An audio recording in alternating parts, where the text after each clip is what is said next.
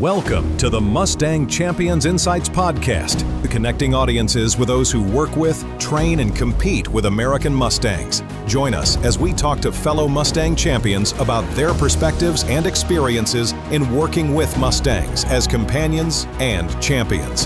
Here's your host, Matt Manroe. So I just want to welcome you to the Mustang Champions Insights Podcast. Mustang Champions, if you know, and maybe you don't know, we are a nonprofit. We work in partnership with the Bureau of Land Management Wild Horse and Burro program to help get Mustangs that have been gathered off the range, to get them adopted and purchased and into private care. So as we say, into homes. I am Matt Manroe. I am the Executive Director of Mustang Champions. And with this podcast, we really hope to introduce you to people from all kinds of backgrounds and experiences, so that the more you know, the more likely you might be to consider adopting a Mustang for your very own. We really do want you to understand that there is a difference, we believe, between Mustangs and most domestic horses, and that they can be incredibly versatile. It's just, I describe it as my Mustangs. It's just a different experience than my experience with domestic horses. So I'd like to welcome someone who is very special to the Mustang world, Ginger Duke. Ginger Duke is a trick rider of fame, correct, Ginger? Correct. She has owned many Mustangs, and I'm curious to understand just probably how many she thinks that she has gentled and trained in her lifetime. But welcome, Ginger. Thank you. Thank you for having me. Yeah, so something we like to do first is just let you talk a little bit about your experiences with horses in general. Well, I did not grow up with horses, but I was that kid that every birthday and every Christmas, I ran to the front door, opened it, and looked at the tree in the front yard, just praying that there was a horse tied to it, and it never happened. So I finally took matters into my own hands, and when I got into college, I decided, you know what? It's time. I'm getting one. Now, when I was in high school, I tried to befriend anyone with horses, and I did happen to befriend an older gentleman with a cutting horse stallion, and he kind of gave me free rein to ride that horse as much as I could my senior year. And I did. I'd get up every morning before school. I would go ride him. I had no idea what the worth of a horse like that was. So I would be out in the pasture jumping. And one day someone's like, like how much that horse is worth, right? I'm like, no. So I learned a quick lesson on horse value then. But so I got into horses. I bought my first horse when I was around 19. And I was kind of bored. And so I joined a team of girls that traveled the country, and they did drill team and trick riding. And that's my story on how I got into horses. And then I needed to make some extra money. And I was one of those people that couldn't afford an already trained horse. So I learned how to train, and then other people started asking me to train for them. And then the rest is history. Yeah, I can relate to that, not having a lot of money to buy a trained horse. So Mustangs, when was your first, and what do you see the difference to be with Mustangs? So my first Mustang, because I had decided that I wanted to get one and I wanted to do a makeover. I had some friends that were participating, but I was very worried that my training wasn't going to be up to par. So I decided to go to an adoption event in Texas, and I adopted my very first Mustang there. His name is Dollar. And I'm sure if you've been to any of the Mustang events, you've seen me trick ride on him. He's pretty famous in that world. I got really lucky with him, and I was pretty much trick riding on him at rodeos within 3 months. So I, of course, was addicted at that point. I decided that I would go ahead and start doing the makeovers. And I would say, as far as, comparing a Mustang to a domesticated horse, it they were wild. So you have to spend a lot of time with them, whereas you don't have to spend, necessarily that much time with the domestics, especially domestics that were bred for a purpose. Right. Um, Right. so, that time to get their trust, that time to get them gentled, and then all the time that we spend on them to get them where we need them to be for our programs, they're kind of, like your loyal dog, they they just have a different air about them, a different attitude when they just have to trust you 100% completely. Right. Yeah. Heard many people talk about particularly if you're the person that gentles the Mustang, they bond with you very differently than you might experience with a domestic horse. And I've always thought that was really super interesting.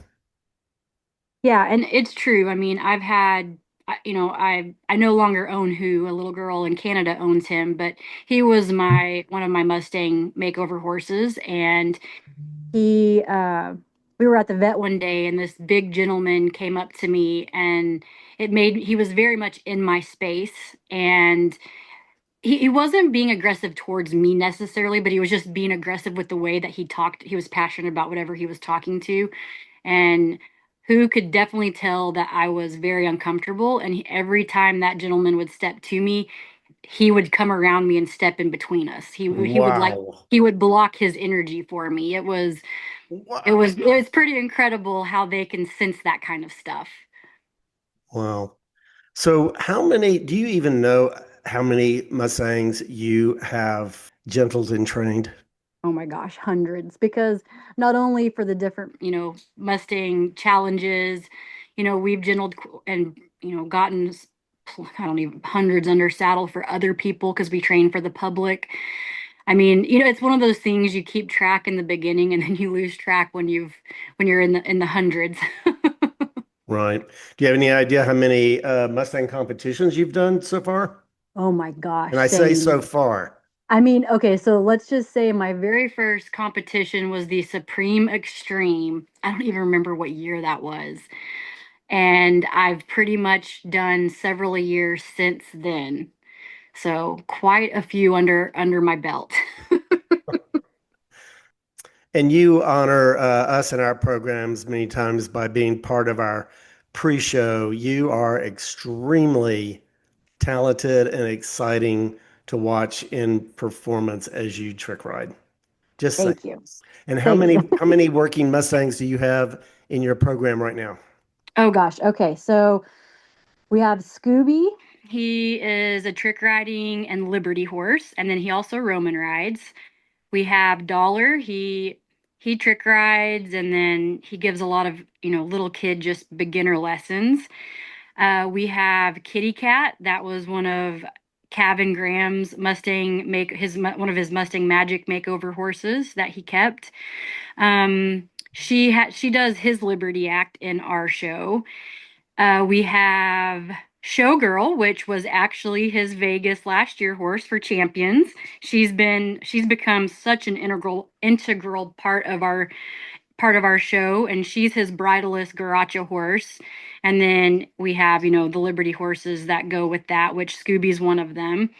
And then now we've got my Mustang Magic horse. We kept her from this last year, and she also is becoming pretty good in the Liberty Garacha Act as well.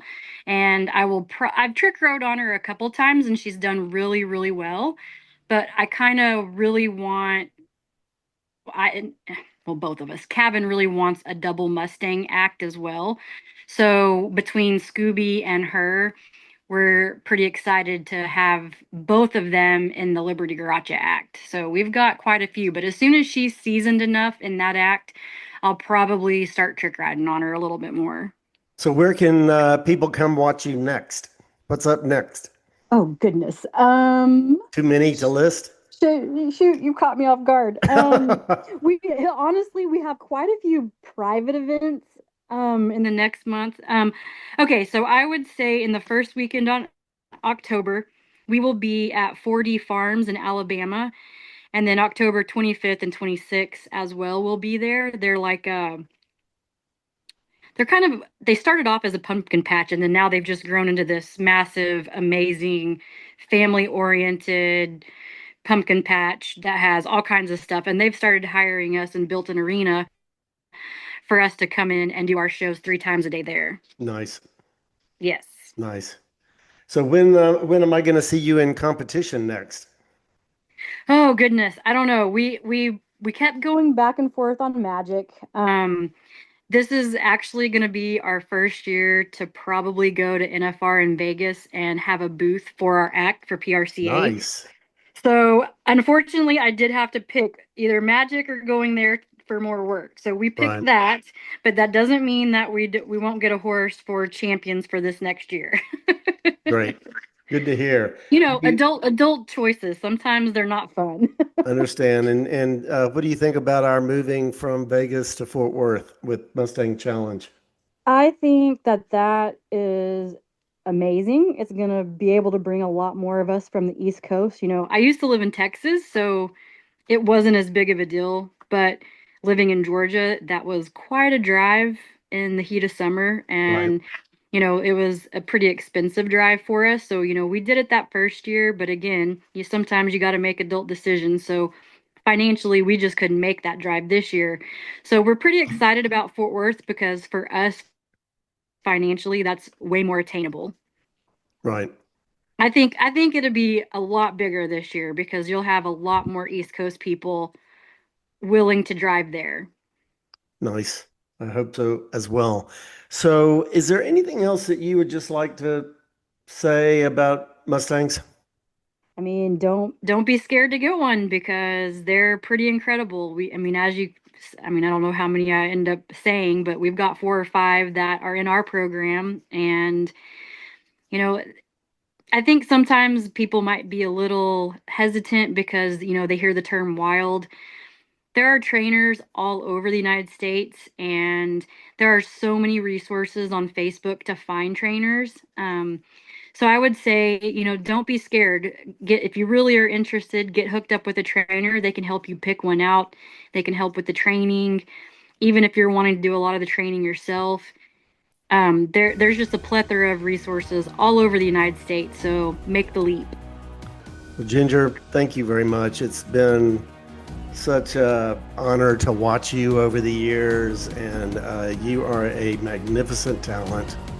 And thank you for what you do with Mustangs. Hey, thank you for having me.